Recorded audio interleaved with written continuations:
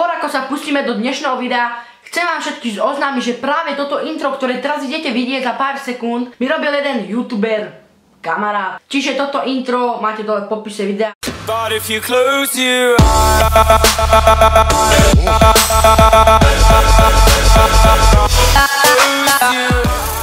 čaute ľudia, vítam vás modrovky a dneska nastal deň, keď som si povedal, že trošku svoju tvorbu zmením.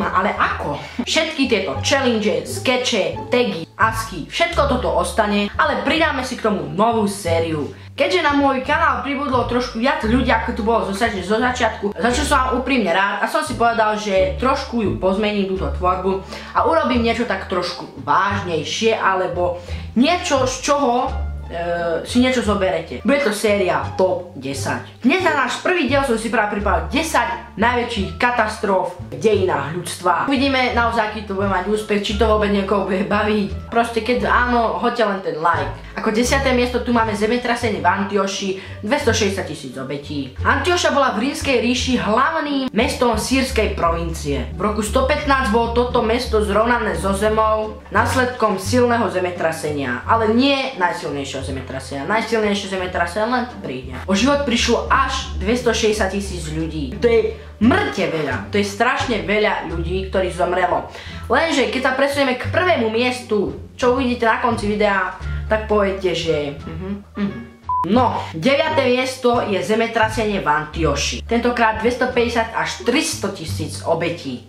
Antioša je nejaká špesl for zemetrasenie. 411 rokov po silnom zemetrasení sa objavitelia dočkali konečne nového zemetrasenia a ešte ničivejšieho. Hej, zemetrasenie, poďte, my to potrebujeme.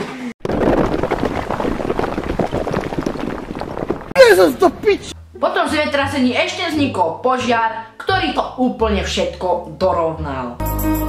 Ameno.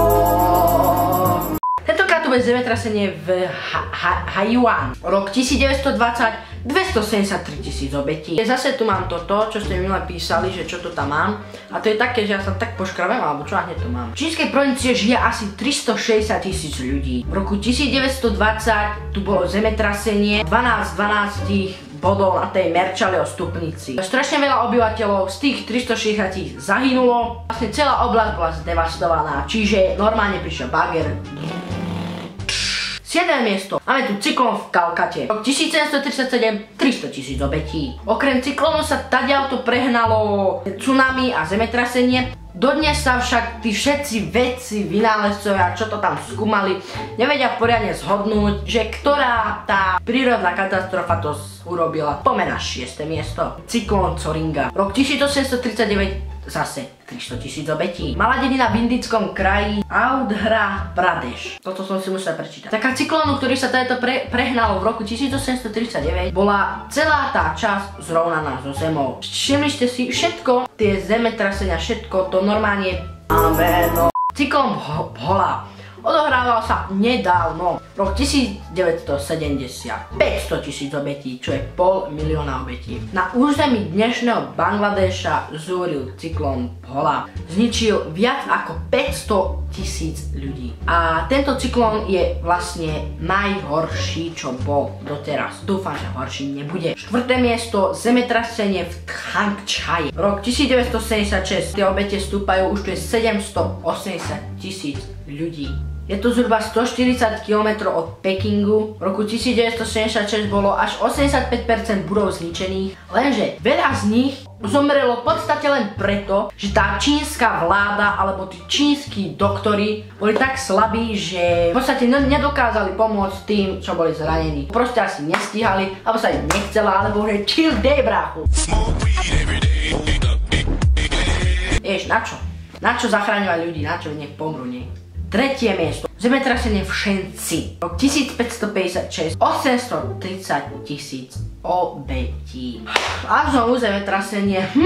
Aké neočakávané. Bolo najničivejšie v ľudských časoch, keď ľudia žili na Zemi. V niektorých okresoch neprežilo až 60% obyvateľov. Boli tam aj strašne veľké materiálne škody. Čiže peniaze takto Top 2. Máme tu konečne niečo nové, aký som rád. Záplavy žltej rieky, rok 1889. 900 000 až 2 milióny obetí. Niektorí povedia, že to je 900 000 len, jasne. A niekto povie, že to je až 2 milióny. V roku 1889 proste sa vymklo všetky záplavy z rúk tých, čo tam pomáhali. Bum, bum.